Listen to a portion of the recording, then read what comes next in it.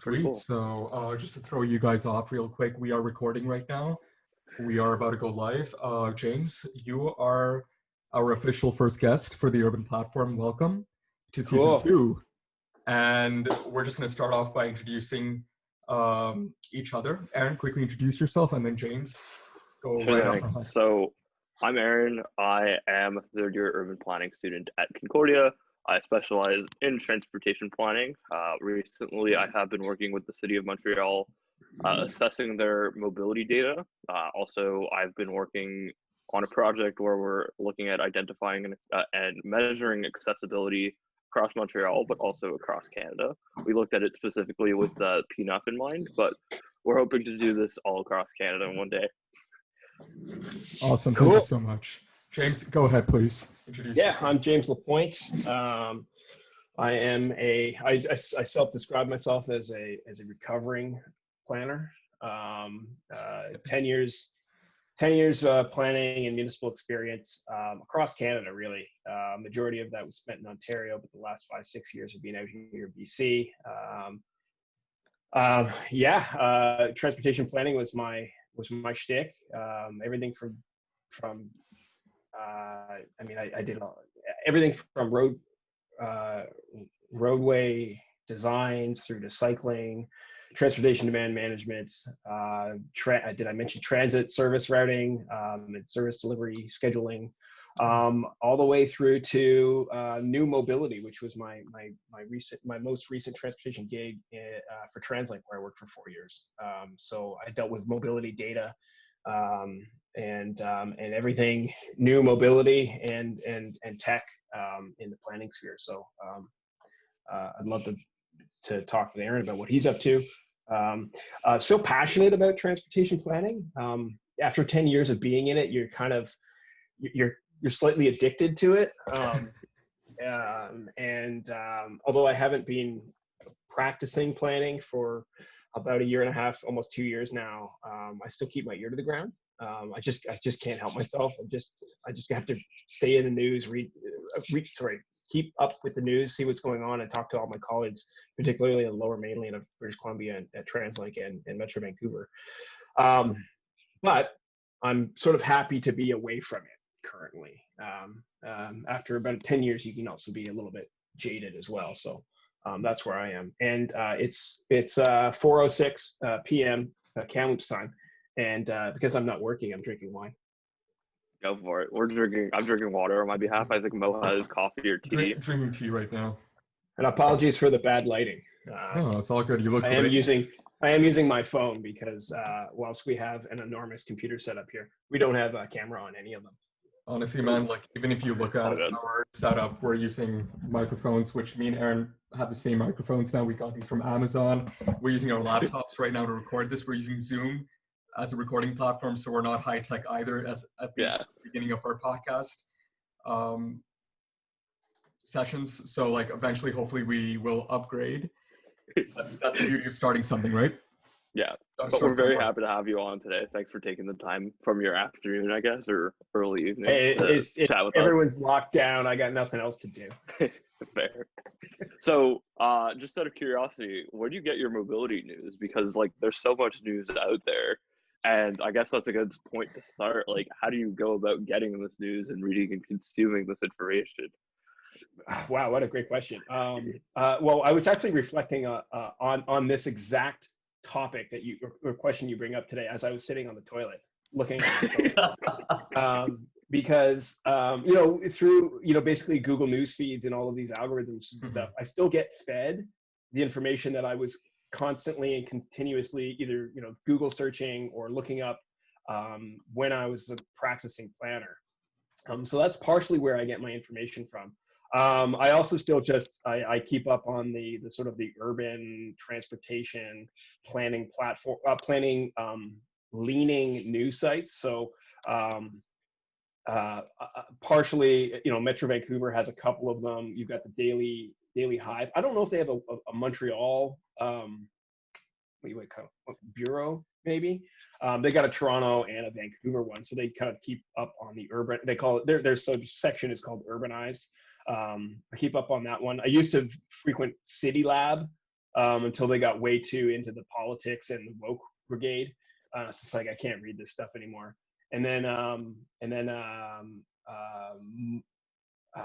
oh gosh, where was my other main sources back then? Oh, Twitter, of course. Until I deleted it. It's like I was like, I don't want to fuck with this world anymore.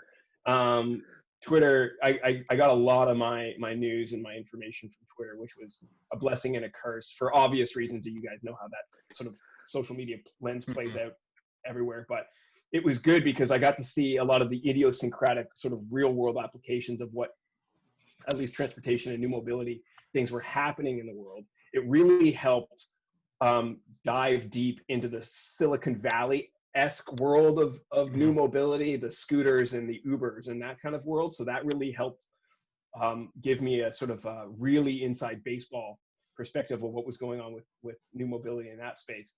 But at the same time, I mean, I just went down the rabbit hole, and you know what I mean by that. Like, I just got really obsessed with it and in on it. But yeah, I mean, those are my primary sources.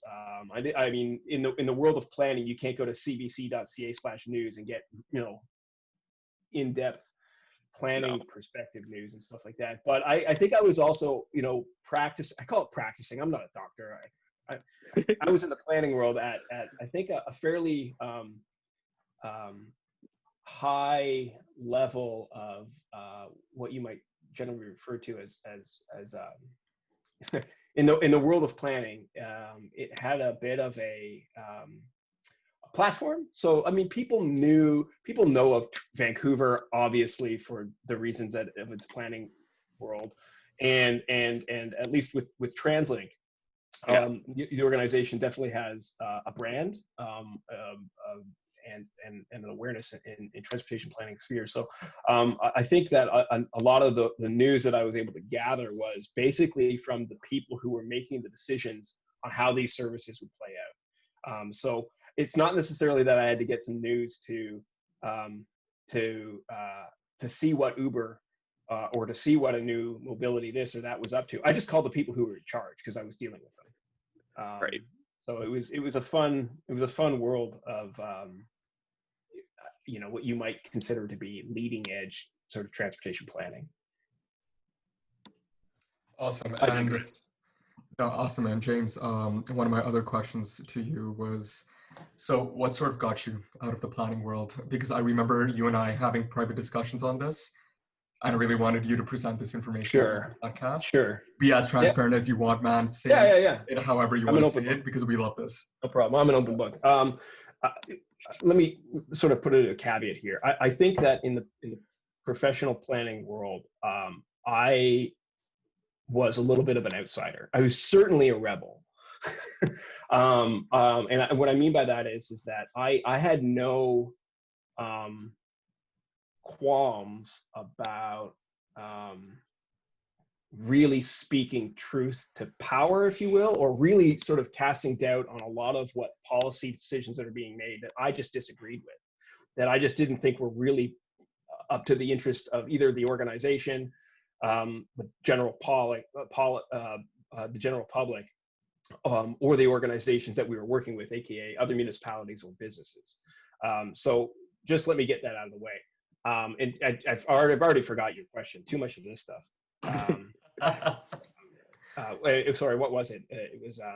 So what exactly led you to sort of get out of the planning world? Oh, to get out, yeah. So I had stirred the pot enough that it was time for me to leave. And I'll be absolutely forward with you guys. Prior to leaving planning, about a year and a half prior to leaving planning, I was on the outs anyways, at least at my organization. I mean, I was literally on probation. I was given the warning letter. It was like, you know, be a team player or you're out. And I think I'm one of the very few people who actually will like take pride in that. Like, I was about to get fired and I loved it. Yep. It meant in terms of my headspace and new mobility and the tech sort of pushing world, it meant that I was onto something, I think, where somebody was telling me how things should be. And I was like, no, this isn't how it should be. I mean, I don't think you understand the tech world, and I don't think you understand the intersections of tech and policy planning. And when certain people, let's see, not everybody, but certain colleagues of yours, you know, in the back rooms or over coffee later was saying like, hey, that thing you said, I actually believe in that versus what the higher order people are saying. That to me meant I was onto something. And so that's one of the reasons I sort of left what you would maybe consider the bread and butter world of planning. And then partially, I just became very jaded after a long time, and not necessarily of the new mobility, the tech world, but I guess just the general arc of my career. And this isn't reflective of anybody else. It's just my own experience. Of course. It's not reflective of the planning world. There's a lot of fantastic people in planning at the organization CIP, OPPI, PIBC, all those places. It was just, I guess, the arc of my career from being a bright-eyed and bushy planning student through to coming into doing some transit stuff, which was super cool, and then being basically the cycling planner, and then the transportation demand management planner, and then in a managerial role for all of 3 months, and then getting booted around in these different roles for 5 years, and at TransLink, I became I just was like, this is crazy for me. And there was, what I'd seen was a lot of lip service to the work that I was supposed to be doing, and it never coming into fruition. And really what I mean, but you can imagine if you're the cycling planner for any city, you have zero budget, you might get a bike lane per year. And after 10 years, you might have like 10 bike lanes. So that was my personal experience. So all of that stuff, really, I was just like, okay, I'm done with this. I really don't want to be a planner anymore. And I miss it. I really do. But for me, I just felt like I had exhausted 10 years of experience that was fantastic, and I wouldn't trade it for the world. But I just didn't want to be in that world anymore. And so I wanted to switch, and I did. Awesome. So could I ask, as a recovering planner, what are you doing now, or what are you looking towards doing? Well, right now I call it sampling retirement. I got out of planning in 2019, and a few months later, after having moved here to Kamloops from Vancouver, I took a local position with the city in energy management. So a fairly sort of introductory role at the city, but if you could talk planning, you could talk anything in the environmental-ish world. And so I got into basically a little bit more of an operational space, and I was able to do some really, really cool projects, really eye-opening, basically working on lighting systems, HVAC systems, ice rinks, and HVAC, ice rinks, lighting, and fuels, and low carbon electrification. So really neat, just working with operational guys and girls at the city of Kamloops, where we would look at the lights over, for example, a big set of lights over an NHL sized ice rink, and they're inefficient and whatever. And we would work with utility providers to basically get a bit of grant money, but swap them out to LEDs, or swap an inefficient heating and cooling system for something more efficient. Working with the utility providers, get some more money. Working with the federal government, get some money, and actually make like a little bit more of a short-term, measurable impact to the way things worked. So it really contrasted with planning in that it still took a little while to get some stuff done, but in a year, I helped bring in $2.7 million to swap out some lights, put a new HVAC system in, put a new envelope on a building. So I did that, and then COVID hit, and I lost my job because of missing budgets. In the medium term, in between those two, I also ran my own consultancy firm. Like many planners, I thought I could go and do it on my own, and I was sort of trying to marry a little bit more of the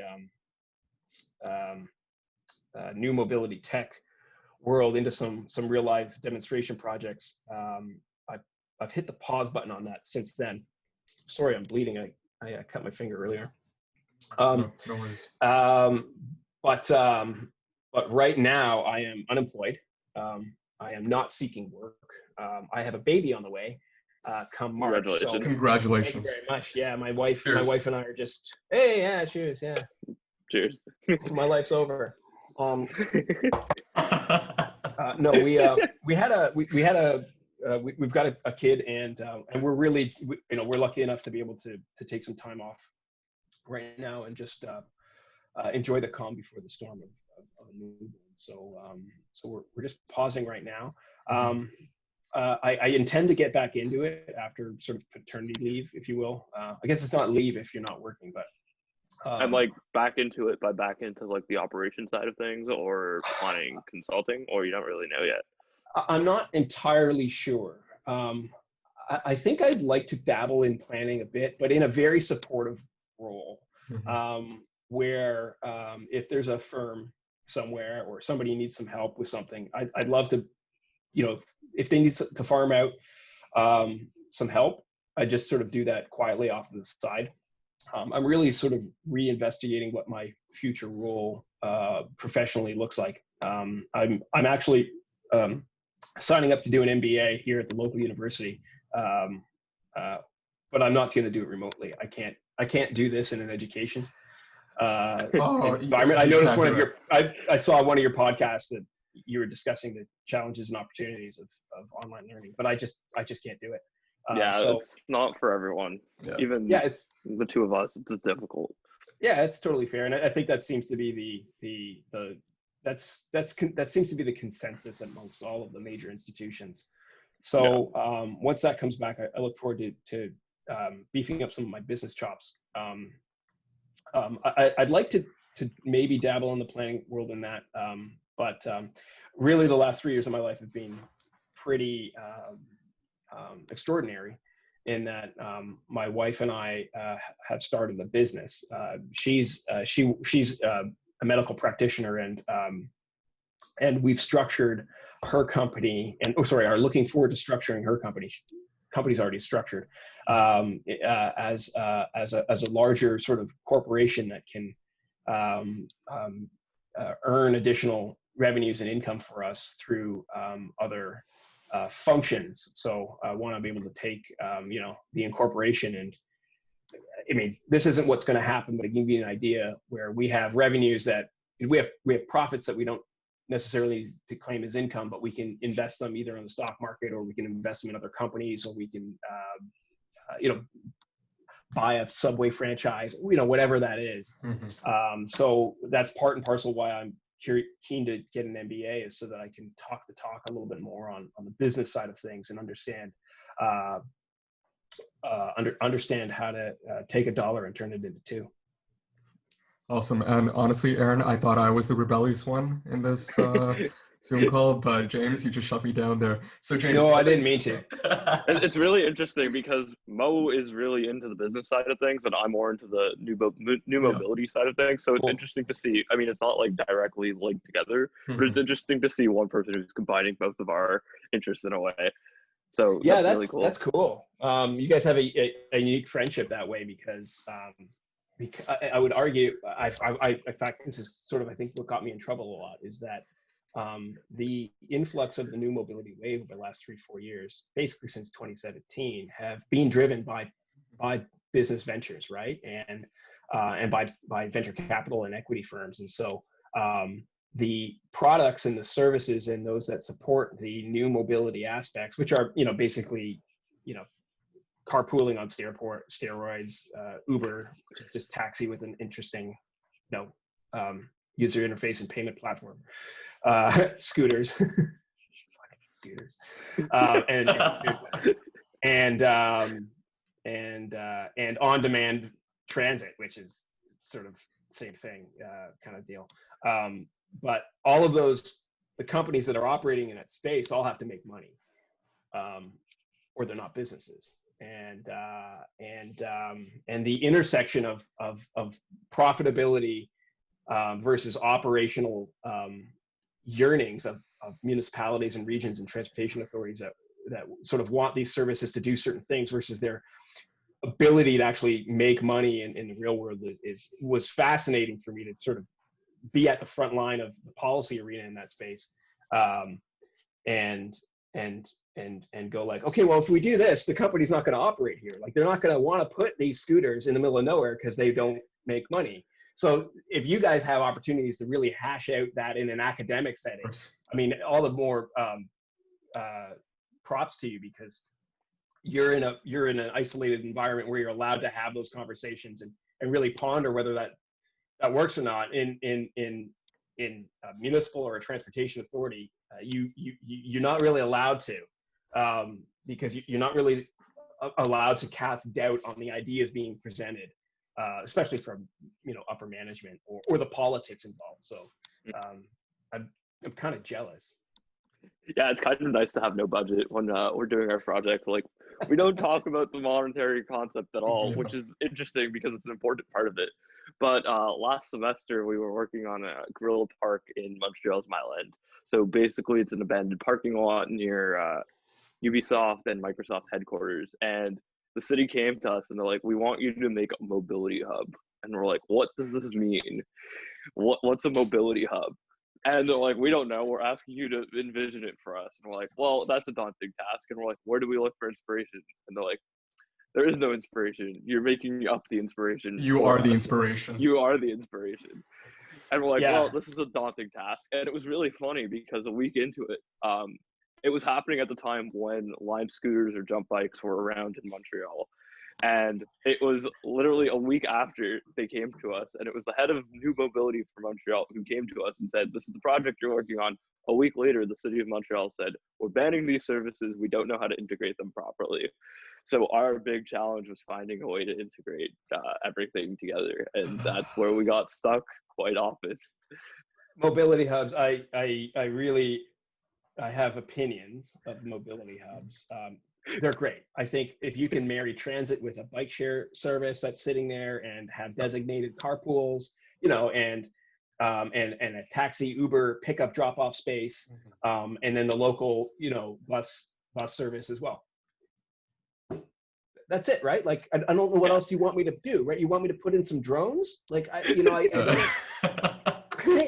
right? Like, it's a pretty obvious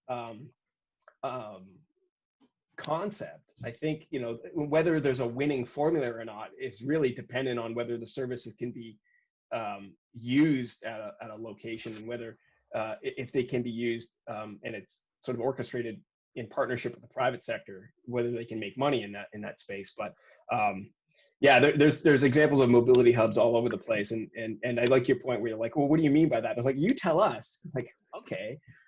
My experience generally means is that somebody high up wants some really nice landscaped architectured rendering of what it's going to look like, so they can sell the concept later, so they can get $1 billion train put into their downtown or whatever it is, right?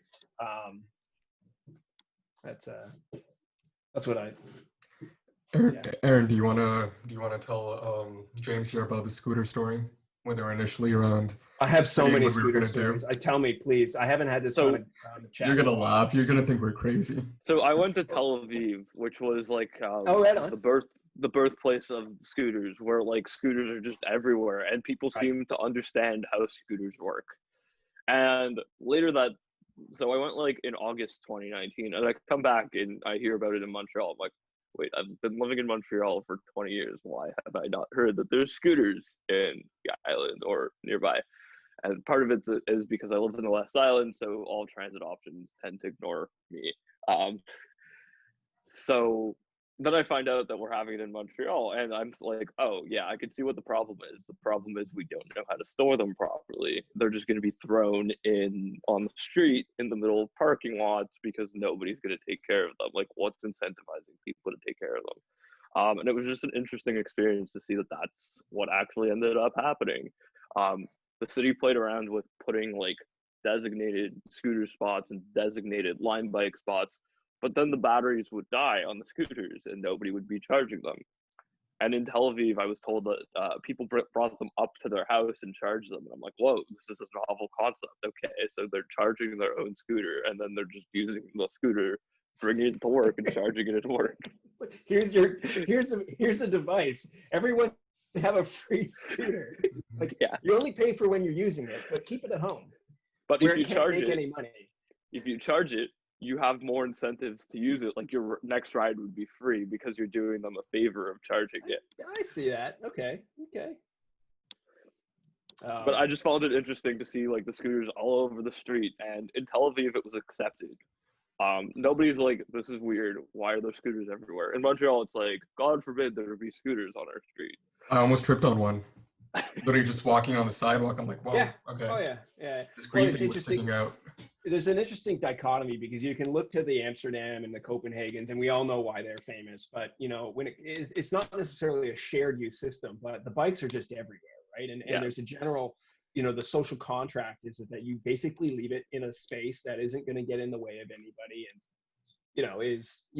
just sort of park neatly out there and whatnot. And one of the leads for one of the scooter and shared bike companies once told me, he's like, that's sort of where I really sort of functionally see this working in North America. And then at the end of the day, it was like, well, I don't think that's really going to work here. We have definitely a different culture that wants to vandalize and throw these things in canals and all this other jazz. Doesn't say that doesn't happen in Amsterdam, but we also have a culture and sort of a policy framework that says if there's a sidewalk, it has to be clear for accessibility reasons. That doesn't exist in Amsterdam and Copenhagen. They're not necessarily very wheelchair friendly cities in some of these places, right? Like they've got cycling culture out the yin yang, but the cobblestone streets and the 1/2 meter wide sidewalk you can't roll down if you have a mobility impairment. Not the greatest, I don't know. But I didn't give it much thought, but it makes sense. Like I didn't think why. I'm like, why doesn't it work in North America? But like saying that, I'm like, yeah, that makes more sense than what I was thinking. The funny thing about Montreal, and when they, at least started to play with the idea of scooters is, before they let them in and then they nixed them, is, less than 10 years ago, we had Bixie, and the roller coaster that was, it's like, was there no one, has there been no planner at that municipality who's still around that can go, no, we know how this works. We failed before. I don't know. No, and when scooters were initially introduced, my mindset just went to like, okay, Montreal, 18-year-old city, you're gonna have a bunch of students who don't even understand the reasoning behind why this system was implemented. And no wonder it didn't work out. Like me and Aaron wanted to actually race it down to university during Halloween. Like that's we were gonna race down. For those not familiar with Montreal, James, you might be. We were gonna go down Guy from the top of Côte de Neige, down Guy. Basically, it's literally like a ramp. Like the whole sidewalk, the street, it's a whole ramp going down towards our university. We're gonna wear costumes during Halloween. I don't know exactly, Marvel ones, whatever. And then Mo was gonna wear a Captain America. I was gonna wear an Iron Man. We were gonna prove which superhero was better. And we're gonna get like a couple people recording different perspectives.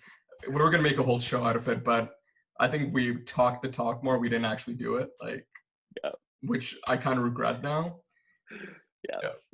Yeah. But James, I wanted to sort of go back on when you were speaking of your organization, TransLink, or any other organization you've worked in the past, specifically planning organizations.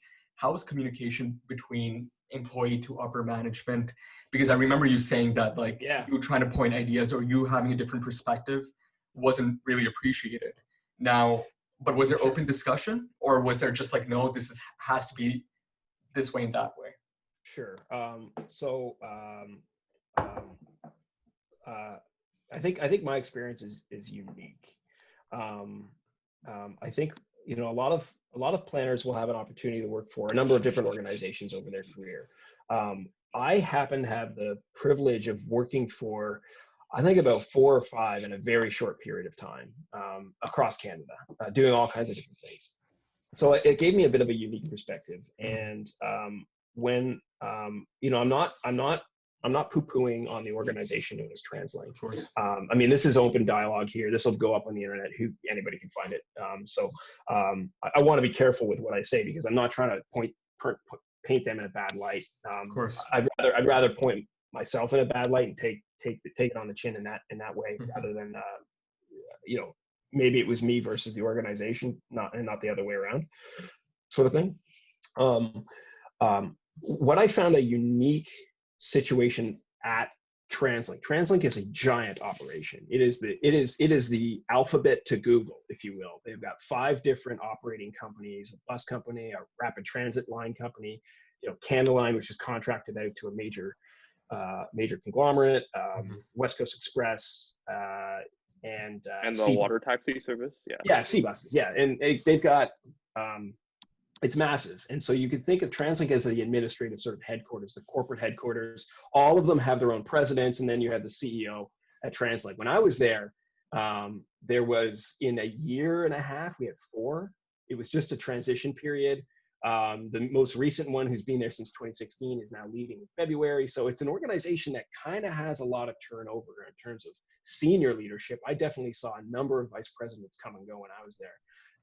As well as the staff. Seems anybody who's kind of in the middle sticks around for a while.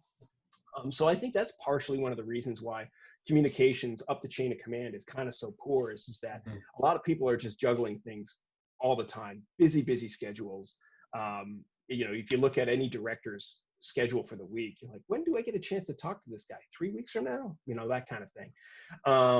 It's also an organization that has a number of different, operationally, it's structured very different from any other place that I've done planning before, where there's a mayor's board, which is the political decision wing. And that changes generally changes every 4 years due to municipal elections. And then there's the board, which has a different perspective of decision making. So this is a great example to give, is the fare policy, fare structure, how much you pay to get on and ride with your pass or whatever. The political decisions on how expensive things are, what it should be for low income, student fares, all that kind of stuff, that gets made at the mayor's decision, at the mayor's board round, or the mayor's council. But the board looks at it and goes, well, it's really expensive to run this giant company of 8,000 staff and moving 1 million people a day. We need to make sure we have enough revenue, because this is a business. Well, this is a subsidized business, heavily subsidized business. That's where I was often confused, where we would have a decision that needed to get pulled up the chain of command. And it was like, well, is this a board decision or is this a council decision? And that's ugly. Like when you're just kind of, nobody really knows where it's going to go or how it's going to go. What Mo and I were talking about earlier was that was at any other organization that I had worked for, if I wrote a report, for example, that had to go up the chain of command to the mayor's council or whatever, it went through iterations. It went to my supervisor, and then the manager, and then the director, and then basically a meeting of the directors or the vice presidents, and then eventually the council. And corrections, my typos in my grammar got changed at the first level, and then strategic decisions were made up the chain of command, but at least it was brought back down to me, and they say, hey James, we need to change this because of these reasons. And it gave you a little bit of sneak peek or behind the curtains, a little bit of inside baseball as to what the politics were playing at around the shoehorn of council. In many cases, this was certainly a practice at the region of Waterloo, which I had a fantastic 4 years at, where you were often, you sat down with the commissioner. So this is somebody 4 levels above you, and they're reading the report and going, okay, well, how do you think we should talk about this? And it was really, it felt like they were pulling you along and sort of preparing you for either management or leadership. That's amazing. Down the road. And then when you're at council, you weren't necessarily speaking on, the director is usually talking about the issue if it needs to be talked about and debated around council, but you were in chambers. You made sure you were in chambers, and you sat there and you were like, all right, like I can get up and speak at the podium if I'm called to. And that was really cool, because you can see how your issue is, how it worked around the different politicians. And I found that really helpful, because later on, when you're writing your next report about scooters or whatever, you had the opportunity to go, okay, that's what happened last time. I saw it and I know what happened all the way up the chain of command and then at council. I'm gonna write a better report now. I'm gonna make my boss's lives easier now because I have experience in this space. And this is a common critique at TransLink amongst many professionals, planners, current and former, where you are not brought along at all. I have a former colleague of mine who was famously asked by his director to make a PowerPoint about how decisions were made at the organization. Said go, we need you to make about how decisions are made here. And he just turned around and said, how are, what do you, okay. It's like he literally, the director needed somebody to do that for them because they didn't know. Mm-hmm. And then he just turned around to the director and said, how is this done?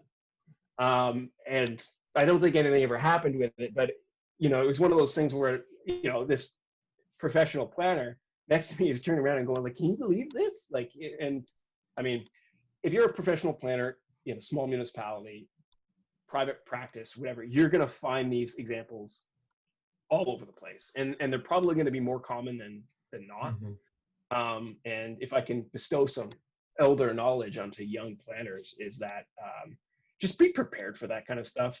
I'm the kind of person that would let that kind of stuff eat at me and get very jaded about it. But it's just par for the course. Sure. I think when it comes to planning, and whether it's new mobility or it's in the economic development business side of things or land use, bike lanes, like whatever it is, you're fundamentally in a very, you're in the political crossfire, always. And just kind of get used to it and laugh about it more than get mad about it. So I think that the example from the region of Waterloo was an opportunity that I really cherished because I knew what functionally worked for me as a professional planner, and I knew that's how I like decisions. I'm pretty rigorous. I'm pretty structured.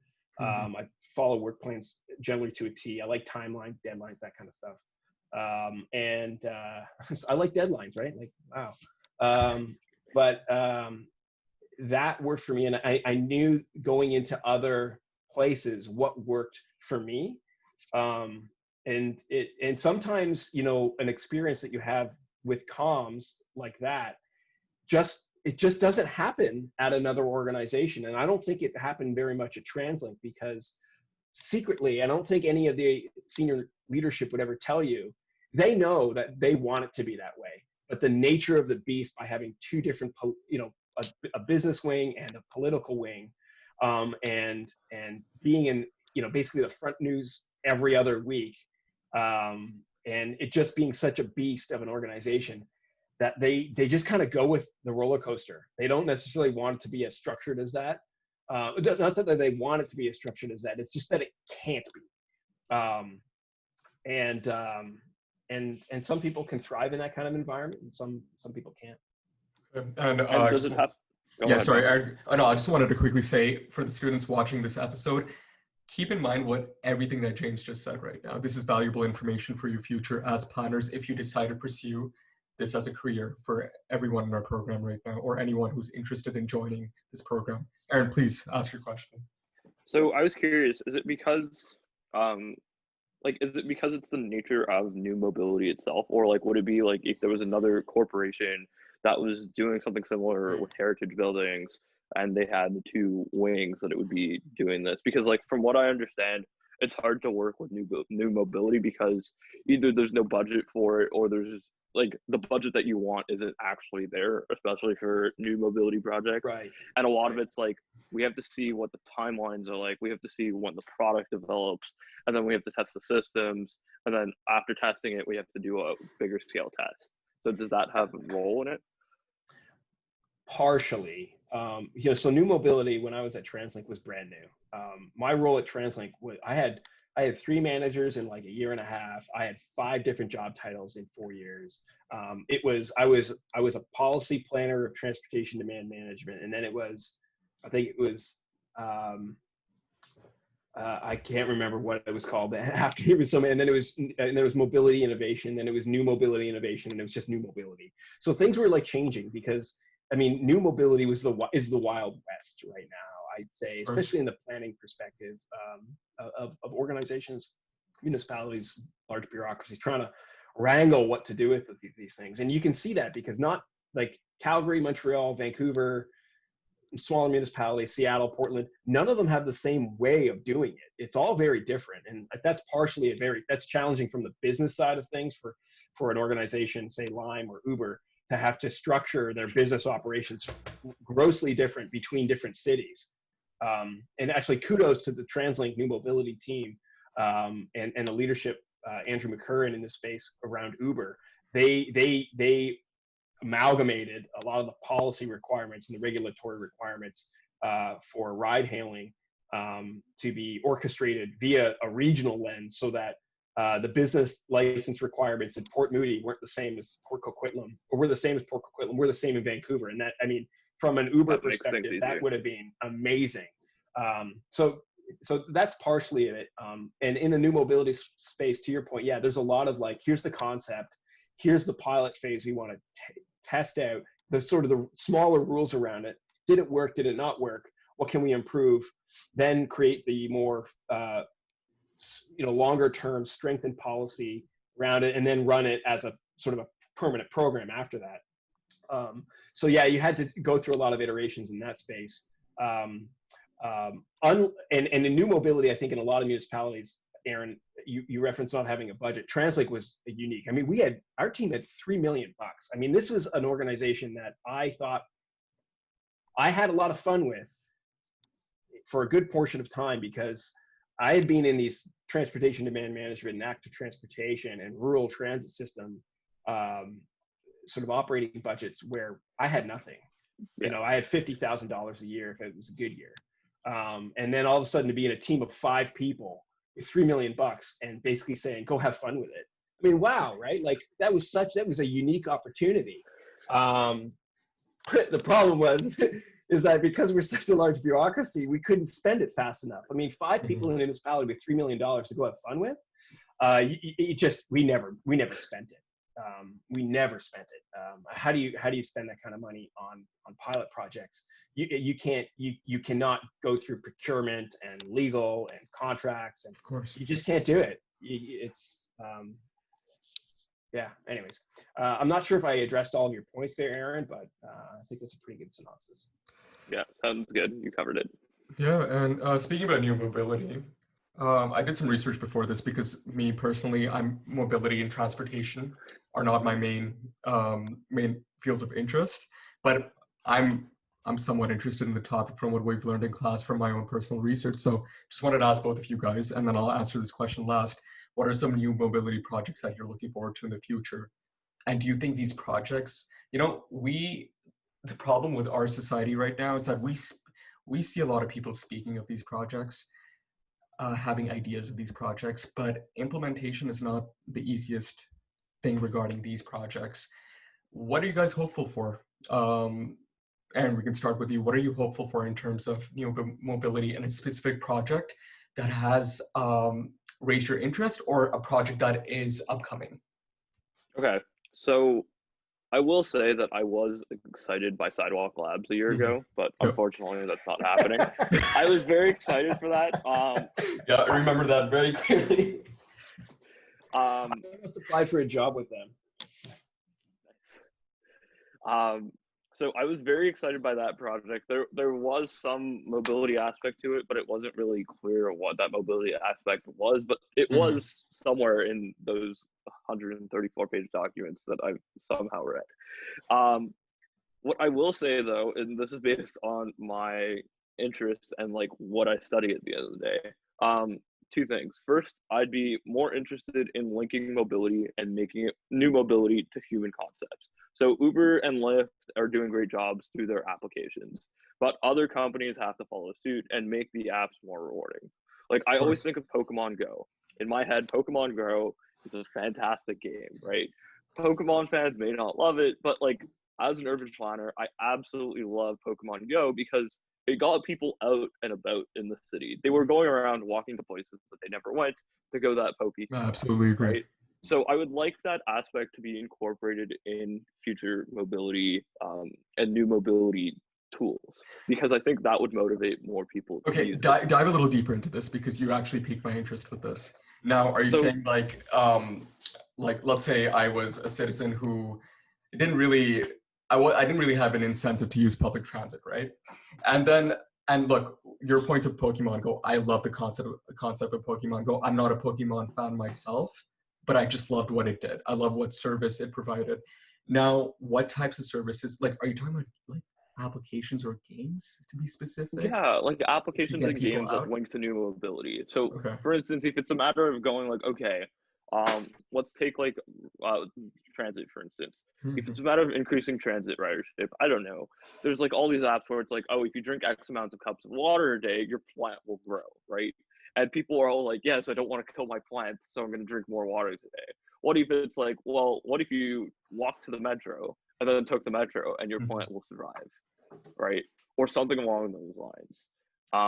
And then my second thing is new mobility tends to lead to more data, and more data is really good, but we have to be able to understand this data. A lot of the time, this is based on my personal experience lately.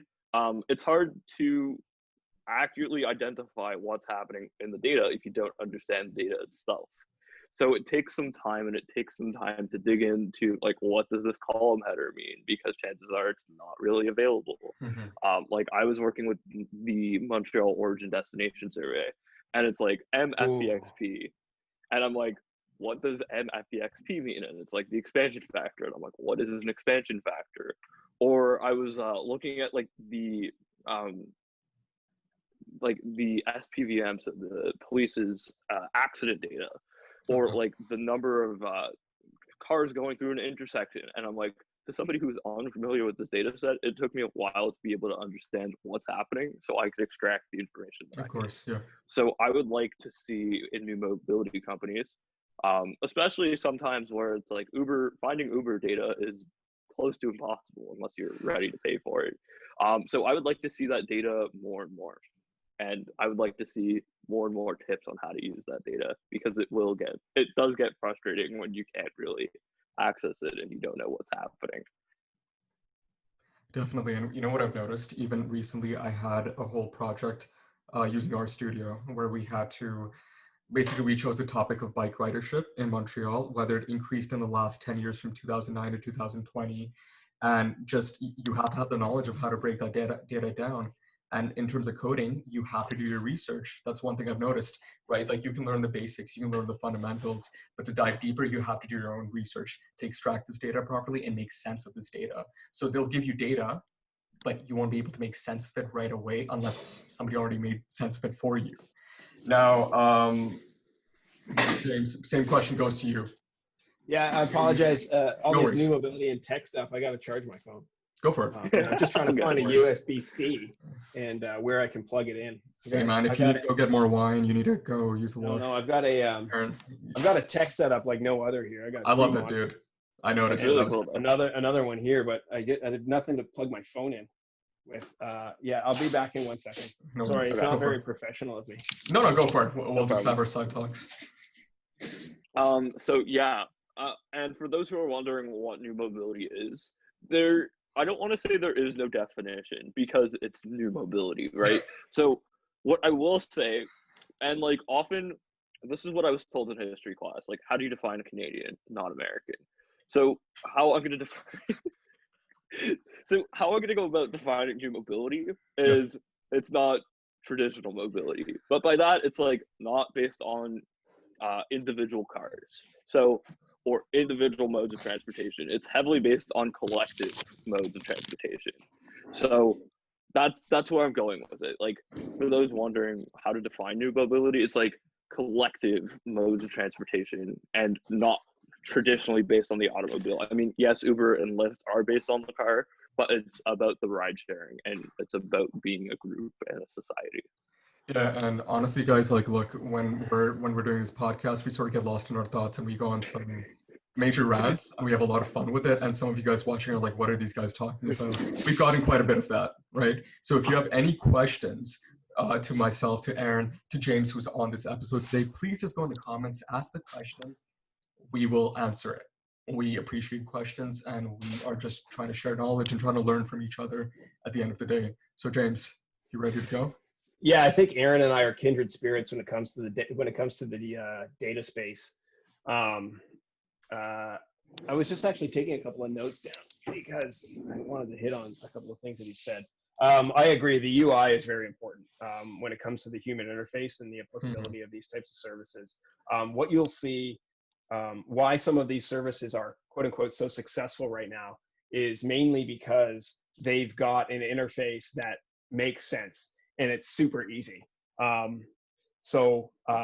If you have to open up an app to pay for transit or pay for a bus or whatever, and you can't figure out how to use it in the first 10 seconds, you get frustrated, you're never going to use it again. Same goes with basically any sort of tech interface, right? You don't want to have to train people how to use these types of things. And so that's something I've been keen to try and understand what the future of new mobility is going to look like. But let me rephrase this. I don't think there's a whole lot of opportunity for it. And what I mean by that is that new mobility sort of, disrupted things because there was this new application interface for people to access car sharing or an on-demand taxi or a means to pay for it that was seamless and all that other stuff. But fundamentally, there isn't any new types of ways to get around. I mean, electric scooter is pretty cool. It's groundbreaking-ish, but because it's shared, that's a unique thing. But I can go and I can buy an electric scooter right now for $50 or for $500, and it's like a new bicycle. So until there's flying drones that are taxiing people around, it's really not all that groundbreaking in terms of ways to get around and the number of trips that there are. So in an average day, you and I make what, 5-8 trips. There's not the marketplace for mobility is fairly what I would call narrow. There's to incentivize you to take more trips on a type of mode, say transit, like your example. It has to replace an existing trip that you're probably going to be taking either to work, school, to the movies with your significant other, or something like that. So for them for you to want to do more trips and expand that market, expand that, basically revenue, I really don't know where that's going to come from. So if there's going to be any sort of more drive to a platform, therefore a mode, it has to be on an improved UI. What a future that I'm kind of, it's the opposite of sort of looking forward to it. I'm looking forward to the failures. Personally, you learn from failure, but there has been writing on the wall with a lot of these services for a number of years now, and I'll eat my words later if this doesn't happen. But if Uber fails and it still hasn't made a profit, these scooter companies, Lime is claiming it, but they're not. I mean, Uber got rid of all of their scooters and shared bikes. Like, that doesn't exist anymore. Lime sort of took it on, but they're not making money, right? And when governments run some of these services, the Bixies of the world, the Shaw to Go's in Vancouver, these are highly subsidized services. So for them to be profitable outside of government subsidy is, they're few and far between. Taxis are profitable, but they're highly regulated. They pay people fairly well, and it's a bit of a job. So there's some gray zones in the gig economy that could change this. But fundamentally, I've been saying for years that I don't see the longevity in companies like Uber. I'm just a guy who's sitting in his basement drinking wine in Kamloops. I don't know. But if I was a betting man, and I am in some circumstances, I don't think it's going well. So I'm looking forward to basically saying I told you so. We'll see. I mean, car share is completely, think car share. It's gone. It doesn't operate. It's out of these cooperatives that sort of look after each other and their own members, but Car2Go is gone. it's gone in London, it's gone in Spain, it's gone in North America. Car2Go was yeah. Right? We Like have something similar in Montreal, like the I'm blanking on the name, see how familiar it is, but like it is growing in Montreal because I see like the number of cars on the road that are increasing. Yeah, and that's fantastic. If they've sort of figured out the model that works, then brilliant. But you see it time, and I think that company actually bought the cooperative car share motor a company that I used to be a member of in Waterloo region. But I mean, when Car2Go left the market, North America and England, like these aren't small markets. These are huge markets, right? Yeah. And when they left that was like an atomic bomb went off in new mobility. People were like, whoa, what's going on here? Do these things have a future? These are the services that were around before Uber, before Lime and scooters, right? So you got to worry about those things. So I'm kind of looking forward to the failures there. But like Aaron, I am a huge fan of the data. I've always been a data fan. Whatever data can be generated from any mobility device, it can tell you something, right? The origins and destinations of these services can tell you a lot. Portland is doing really cool work with the data that they're generating from their shared services and basically reprioritizing their capital program to put in bike lanes where people are actually riding bikes, right? You've never had this sort of granular insight behind mobility before, because governments and the companies beforehand never really put a tracking software on your device or your person where they can track where you're going from on the West Island to the campus or from the liquor store to your house, like whatever it is, right? These are huge piles of data that are being generated. I had a particular interest in this. I did some research projects at TransLink at the time, and I was really keen to continue this with my own private practice here, or my own consultancy space, which I could share about with later or personally with you guys. Aaron, maybe you'd be interested in it. But the vision, at least that I had for data management at a regulatory level, and sort of having what have a God view essentially, right? Just watching the ants move around, I thought was going to be a very, very powerful policy and decision-making tool. And I haven't been keeping my eye on the market in this space for a year and a half. I've just taken a break from it. But the battle that was going on between LA Metro and Uber when it came to the MDS data standard, I thought was absolutely fascinating. And the behemoths of new mobility, the Lime versus Uber versus LA Metro, and the GitHub that was co-creating the MDS standard, and my idea of taking that MDS, throwing it through some machine learning algorithms and sort of doing some predictive modeling around origins and destinations of different types of services in order to proactively balance the system accordingly. I thought that was pretty cool. But data is oil, right? Like it's money right now. It's everybody knows that you're looking at pictures and videos on Instagram. It doesn't matter what you're looking at. The company's going to sell you something, right? I mean, how many times have you Googled something and then all of a sudden you get the ad literally changed for you in front of on Instagram for like a child's book? Like I was just Googling something for my future daughter and it was just like, oh, you're interested in this now. It's like that applying that sort of insight to mobility would be really, really powerful. I look forward to seeing what that means.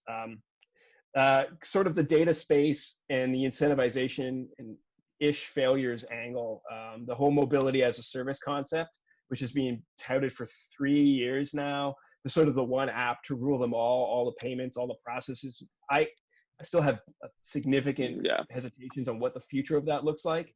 But I'm curious to see how different organizations are struggling with that. TransLink did some work with it. I'm not sure if it came out very. I don't think people got very excited with the project and more specifically what came out of it. But the intersectionality, if you will, to use a term that the kids are using now, around those kinds of spaces, is something that, I mean, I got really, really excited about it. And I put, personally, I put a lot of effort behind trying to break some new ground in that space. So if you're a student and you're a planning student and you want to understand sort of the policy implications around newer mobility and newer transportation modes and the intersections of technology, get yourself familiarized with what that looks like, because it has everything to do with the ability to manage the services. I mean, look, I've been a policy guy most of my professional career.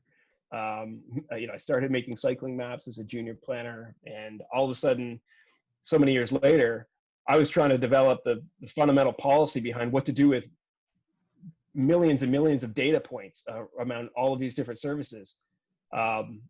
It burned me out a little bit, full disclosure. That's kind of why I'm taking a break from the planning world. But planning, it's interesting. Planning can lead to that. I mean, I really wasn't a planner so much as I was, you know, I was talking with and interviewing for, you know, Uber, right? Because they were like, this guy, we see this guy's value as a planner in our organization. And the guys that I was working with, at least with Trans, like 2 of them going to work for Uber, and one of my students got a job with Uber, right? As a data analyst. They were all data analysts. So it shows you sort of where a lot of that movement is moving towards. If you're a land use planner, you know, tech isn't all of that thing, but there's certainly a lot of momentum, and the snowball's growing in that space. So yeah, I'd be happy to talk about more of that, offline or online. No, awesome. I know I would love to hear. I think Aaron and I both would love to hear more about that on a private call afterwards. So one thing that kind of piqued my interest, and what I've recently been really interested in terms of planning, is third world countries, developing countries, underdeveloped, and what services they're providing there to the middle and lower classes. So have you guys heard of Swivel? Yeah, I've heard of it briefly, but like haven't looked fully into it. Okay. So essentially, from what I remember on the top of my head, they serve Egypt, the Middle East, and Pakistan right now. Just very recently, I think they came to Pakistan, probably just a few months ago. So basically, I would describe it in very simple terms as the Uber for buses. And you can actually plan your route. And a lot of these middle class and lower class people, they actually, especially depending on the area they're living in, they actually have the same travel patterns because they usually go to the same places of work, right? Or the same areas of work. So that's how they're actually basing their model off of. And that's one project that's just been on my mind. Like whenever I do go to Pakistan, usually during the winter break, unfortunately couldn't do it this time, I would always look into it because my sister was working for a similar company who was providing the same type of service, but they were actually just based in Pakistan. And they wanted to start up in Pakistan, but they ended up just crashing and burning. It didn't end up working because of government restrictions. Man, problem is, the one problem that I notice, and I'm sure it's definitely very relevant here, but it's more hidden here. I would describe it as more hidden, is over there, it's very transparent to the point where like a government body or authority would approve of the project, but then another body would disapprove of the project. So then you're conflicted here. You're sort of like being thrown back and forth between these different bodies, different committees, and not allowing official decisions to be made. So, and it all stems from corruption, random negotiations, or other projects that are arising that seem more worthwhile in terms of investments, right? So, you know, I love what Swivel is doing. I'd love to get an internship with them if I've ever lived in Pakistan for an extended period of time. But these are things that I look forward to, and how these nations can progress, right? They have a lot of issues. These nations have a lot of issues socially, politically, and technologically. In some ways, I think they can actually come up ahead. I notice people educated there, like people in school over there, some of the curriculum they have is way ahead of what we're getting learned right now. Like some of the things we're learning at university level, they're learning like at second or third year university level. They're learning at towards the end of high school. So I find they're kind of all over the place. Like they've developed in some In places, some regards. but then like other ways, it still needs work. So that was my little rant to you guys. Yeah, and I think it's exciting to see because as somebody who does a lot of research with data, data is becoming more and more available, but the data that we use is still problematic. Like a lot of the data, especially in mobility settings, it's how do you get from house to work, work to house, right? But we're realizing more and more that people are traveling other ways. They're traveling to get their kids at school, then stopping at the park so that their kids can hang out, or they're going rock climbing on the weekend because they want to get out and exercise. Of course. And traditional measures don't take this into account, especially in other countries, not in only in North America, but like worldwide. 100%. And you know, one of James' point that actually piqued my interest was when he said that when you're introducing a new way of mobility, a new way to mobilize or to move around, you have to have an incentive to use that option. Like you're substituting something else for this specific mode of transportation or this method. Now, what it brought me back to the scooters. And I was thinking that, you know, there's a social thing with these scooters as well, right? Like you think this is, you know, some average person walking by will be like, yo, this looks kind of cool, but I don't want to go be seen on this because I've never really heard of this before, you know? And a lot of these small decisions or the way people's minds work lead to these things not being used at all, even though they could be a great alternative, right? Mm-hmm. So I feel like in terms of any development, and whether it be in transportation, let's focus on transportation here and mobility since this is our main topic, right? It needs to be shed in a more positive light on social media, on social media in general, whether that be Twitter heavily emphasizes these projects. Like when James was talking about Twitter earlier, I love Twitter as a platform. I think and the main reason I love using it is just because of the information flow you get out of it. You can literally find anything related to your field or your interests and have your whole timeline based on that, as opposed to Facebook, as opposed to Instagram, where you're having a lot of unnecessary people posting pictures of the fake lives they're living. Okay, let's just be real sometimes. So it's we need other ways to show this to the general public. Us as planners would understand the mindset behind these projects, understand the future advantages to these projects, whether they be sustainable, whether they just help people mobilize in general. But a lot of the average people, they don't understand this, and we need to provide that information. What do you guys think about that? Or any comments regarding that? It's just something that was on my mind throughout this whole time. I'll go back to your third world sort of, or as we, in the political correct way, developing nations, right? I have a number of friends, former planning graduate colleagues, roommates, who Mo, that's how through the grapevine we were introduced. You know, had a planning degree and then went and worked in Africa, and then came back to Canada, went back to Africa again, and now does a lot of work primarily in India.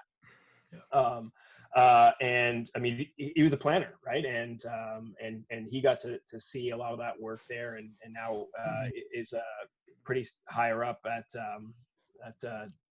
Economic Development Canada, doing some fantastic work. However, all of my friends and former colleagues that worked in developing nations, the experience is like none other you're going to get in Canada or even the United States or any Western democracy or even authoritarian ruled countries. And it can open your eyes refreshingly to how things don't work and how things do work, but also give you new ways to approach problem solving, which I would recommend. If anybody got an opportunity to do something like that, 3 months, 6 months, a year, 2, whatever, absolutely take it. It would be fantastic. one of the advantages of working in a developing nation, and Mo, you highlighted this a little bit, is that they watch, you know, those developed nations and what works. So they have an entire history of decades of what don't work to skip. It's like, you know, Africa never had landlines. It's straight to mobile phones, right? So it's an interesting phase of development in some sectors to be able to experience and practice planning or otherwise in that space. You touched a lot on behavioral economics, I think, there, and the behaviors of people. And we've seen this through COVID, right? Like at first, myself included, I was like, mask? I'm not gonna wear a mask, right? And now I'm like, even after I get it, you know, I'm 30 millionth in line to get this vaccination, but I'm like, yeah, like, who cares? It's just a mask. You know, it's not a big deal. Yeah. Cycling and helmets, same thing. Skiing and helmets, you know, everybody's got one on, right? So the idea that you can nudge people towards the behaviors that actually produce a common good, it is something I think a lot of planners actually believe in and take to heart.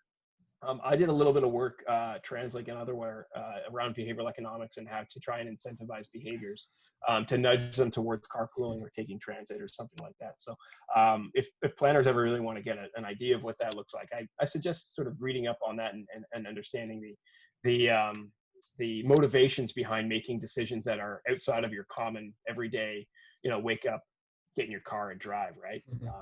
That's pretty interesting. It's funny. I deleted Twitter 2 years ago. I got rid of Facebook 3 years ago. Twitter I got rid of 2 years ago, and I just recently deleted LinkedIn. That was a tough call to make. That's just my own personal. Wait, why Twitter and LinkedIn though? I'm very curious. I get all the other social medias. You understand Facebook? Yeah, I was like, oh, totally. No, totally. It's like, I don't care who you are anymore. Twitter, I fully disclose this. I am somebody who I think you could generally say got wrapped up into the Twitterverse, the ecosphere, and a lot of the good, a lot of the bad, intentionally or otherwise. So I just didn't, this is a critique I have. And Mo, I think I've shared this with you on one of our earlier calls, was that a lot of the opinions that I'd follow people, and I don't have to follow people, right? You can not follow people and then you don't see their opinion in front of you. But this parlays really well into LinkedIn, I think, is that some of the opinions and things that were being shared, actually, Aaron, you highlighted this, you know, people are posting things on Instagram that aren't real life, right? You know, and it creates this sense of sort of like maybe a jealousy, is that the right word? But you see it, you want it. Insecurity, jealousy. There you go. All of the wrong human emotions, right? Yeah. And I found that Twitter was doing the same thing to me. Okay. Or I was actually participating in it as well. And that was kind of ugly for myself. And ever since I got rid of it, it's been wonderful. Like I'm not checking it 5 times a day. Of course, yeah. You know, that's all good stuff. And so whilst I could have easily trained myself to be a better person and not check it 5 times a day, it was just easier to delete it. However, to your point, it was, for me, a new mobility. I think I touched on this at the beginning of our chat. It was an enormous plethora of information for me to pull in. And what I found very interesting about Twitter and to some degree YouTube was I could just see how normal people were reacting to these new mobility services in terms of users who were riding a scooter, for example, taking an Uber, but also on the operational side to see what these lime juicers, aka the charger people, who go around and charge the scooters overnight, the Uber drivers, the average person, and how they were using these types of services. That really allowed me to have, I think, a very more comprehensive average Joe or average Jane perspective on how the decisions I was going to be making as a planner in the policy perspective. I just sit at a desk most days. You have to understand, I sit in front of a computer, I read, I type things, I talk with management and back, and maybe a couple of stakeholder meetings and committees. But I look at maps, right? I look at documents. I'm not on the ground for the most part, riding these scooters around town. And in Vancouver, I certainly wasn't riding Uber because it didn't exist. But to get a very holistic perspective, I was able to understand the users, the operators, and the business models. So I was kind of able to see that from Twitter, and I thought that was really, really helpful.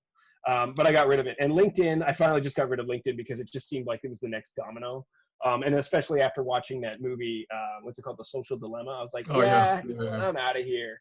But the camel that really broke the camel's back for me on LinkedIn was that I think it's fair to say that planners are naturally progressive, naturally want to be change makers, and want the world to be a better place, right? Mm-hmm. And that's in my heart, that's in my soul, and I love that, and I'll always be that way. But it got really weird. The echo chambers of the planning professions on Twitter and on LinkedIn. Twitter was the opinion, sort of the screaming opinion into the internet void. LinkedIn was more like, LinkedIn was the Instagram of profession. Yeah. Right? And they're like, hey, look at this project I just finished with all these cool other players. Hey, props to Jane and Joe for doing this, and they're cool. And like, oh, giving an emotional like or something of that nature. And I'd just sit there and be like, okay, great. This is work, right? Like, I don't want to know how awesome your job is going. Like, congratulations and all the success to you. I just don't want to have to. Why am I looking at this app? Like, it just didn't make sense to me. Right? And then the really hard part was when I saw some, I'll just say, new mobility providers that I was connected with. I knew I had interviewed with at some of these companies during the 2020 election cycle in the United States. They were saying, hey, our company is in partnership with this company here. Come join us digitally in the case for an online webinar where we're doing a fundraiser for X campaign at the presidential level. Okay. You could probably guess who that was, given planners. But I was like, whoa, this is weird. And they were like, and it was like, oh, and we're inviting the director of this transportation authority in the United States, who is a very well-known planner, highly regarded, highly respected. I like the guy. But that person was going to go speak as a keynote at this political event that was a fundraiser for the Democratic nominee. And I just was like, you know what? I could delete these people. I could mute them. I could do all this stuff on LinkedIn and whatever. But at that point I was like, you know what? This isn't for me. I really don't want to. I agree with you. I'm probably more aligned politically with you than anything else, but I don't want this in my professional space. I thought that was very line crossing. You could have posted it on LinkedIn. I could have posted all of that on LinkedIn. Yeah. Yeah. So I got rid of that, and I think this goes to a larger social thing. Is that we just spend too much time looking at our phones nowadays, and it was just one more thing to pull my eyeballs away from what I sort of am now regarding as more important things in my life. So the social dilemma did take a huge toll on you, did it? I think I've just been on a slow roll towards that more, and I think it's a lot more cooler to get a phone call from a random guy who knows my friend to say, hey, do you want to chat? And I'm like, yeah, let's actually chat. Let's use technology to this kind of a better, more personal interface than screaming some opinion into the void. Oh yeah, I know. And honestly, like, even with me and Aaron, like, the amount of phone calls we have, like, I think we call each other more than actually text. And Aaron knows how bad I am as a texter. Like, I just don't like texting. Nothing to do with the person at all. I'm just not a texter. Like, if you randomly call me, I'm going to be like, hell yeah, this is spontaneous. Like, as long as I'm not working or like doing anything school related, then I'm definitely picking up that phone call, And a lot of the planners and other professions that I know that are highly successful in their careers, they don't spend any time on this stuff. It doesn't matter. I mean, they they pay credence to it, and they post a certain thing because their role sort of they're in a high senior leader role where they have to have a bit of a public persona, so they play the game social media wise, but the day-to-day operations of what they're doing and leading teams and trying to make money and all that other stuff, like it's just not, I mean, it's a communications lens. So maybe in the future I'll be back on LinkedIn and something like that when I'm running my billion-dollar tech company. The comms wing can take care of it for me. Love it, and I love the ambition. Yeah. No, and James, you touched on a point that I found interesting. Like, one thing is, as a planner, you don't often get that daily experience of going into a site and seeing what people actually using the space is like. I remember when we were designing Gorilla Park, we went on October 1st, 2019, and that was our first site visit. And nobody was there. It was like a torrential downpour, like literally a hurricane in Montreal. And we were out in the park, and my teacher's like, yeah, just remember, this isn't ordinary circumstances. And then, like when Mo and I went into Chinatown, and it was minus 25. We were out in the streets, minus 25, going for a tour of Chinatown. And my teacher's like, well, remember, this is ordinary Montreal. So you don't go when it's 2 degrees and sunny and you're in a hoodie and it's no rain, didn't rain, no snow on the ground. This is what plotting actually looks like. So it's always like neat to have other people say that, because you don't get that same experience like sitting at a desk and reading all up on cities. It really helps to go physically or hear what other people are saying in that space. Oh man, I'm getting nostalgic. I enjoyed Chinatown so much. We went like a few times. I remember, like we didn't even have to go that many times. And I remember other students in our class that we just went on Google Earth and were like trying to find exactly what buildings or what type of buildings they had to inspect for the overall report. But we just like I always found an excuse to go there. Like Mo and I ended up there, and I remember we were yelling because we were so frustrated. We were trying to figure out one-way streets in Montreal, and we were just walking through, and you don't get that experience from Google Earth, like yelling, like, and being frustrated, because we saw a one-way street going right, a one-way street sign going left, and we're like, well, isn't this confusing? So we were literally like circling around and around trying to figure out what these streets meant and how cars are supposed to understand what's happening. We were actually like watching cars at one point and watching people to see if they even noticed. And it was just like we were both baffled, and we're like, they didn't notice this. Okay, they're just like, it's here, cool. We're either used to it by now or we don't care. Yeah. Oh no, remember the parking? Remember that parking lot, Aaron? Or like that was like blocking, like I don't know what it was, but I remember I was trying to climb something so I can take a picture, and then Aaron was like, you're climbing on private property, you're gonna get reported for this. So I literally like jumped back down. Yeah, so we were in Chinatown, and like there was a guy parking all the cars, and it was really interesting to see. I think we even like stopped and spoke to him, like, how many cars does this parking lot fit? He's like, 20, but I fit 26 because profit. And I don't blame him. Like that's step 3, profit. Right? So actually on a point, Aaron or Mo or anybody who planning students that are listening, if you're interested in transportation, that's fantastic. But if you are interested, and it's so strange to say this and it's so not sexy, if you're interested in parking, you can make a unique career out of parking. It was my shtick for a number of years. I did my undergraduate and graduate theses on theses? Yeah, theses. Whatever it is, it's been a while, on parking. And if you want, you can become the parking person. You know, no matter what organization you go to, they're like, who's got background in parking?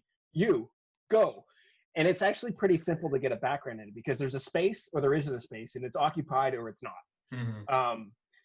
And there's geometries and there's payment systems and all this other stuff. You know, how many cars can you squeeze in space? But the parking world is very, very small overall. And if you're in the planning world and have any expertise in parking, you will get called on continuously. I was in a different team. It had nothing to do with urban design or parking or anything. And there was a stationary agreement between TransLink and a local municipality. Long and short of it is putting a SkyTrain in, have to change all the zoning around the catchment area of the station, change parking from free to either 2-hour or paid or whatever like that. And the organization had no idea if that was a good idea that was being proposed from the municipality, whether it was a good idea or not. And they're just like, who knows parking? They're like, James, you did this like 3 years ago, right? Okay, here you go. And then you could comment. So, I mean, like a little tip, if you're interested in parking, you could do it. And there's firms out there that only do parking stuff. And if you have a background in parking, you're basically got a job. But it's not sexy. It's just parking, right? Like how sexy can you get with parking? You can't. Ooh, the lines. Yeah. You kind of get. I mean, you get roped into it from the new paint. Yeah. Honestly, yeah, James. I think this is where we should end it off. I think we reached an hour and 30 minutes. Now, Aaron, do you have any other questions for James? I mean, I could go on asking questions about new mobility, but for our audience's sake, I'm not going to ask them. We'll right have a now. part 2 with James. I really enjoyed having James here, and I love how James. I want to give you props, like for speaking your mind, speaking like when you would go on tangents, because at the end of the day, when we have a guest speaker, we want to hear mainly from them as opposed to myself, and Aaron. You know, we'll add a few quick points here and there, but we appreciate you like just coming on, speaking thoroughly and speaking very clearly towards our audience. So it's much appreciated. Thanks for taking the time to be with us tonight.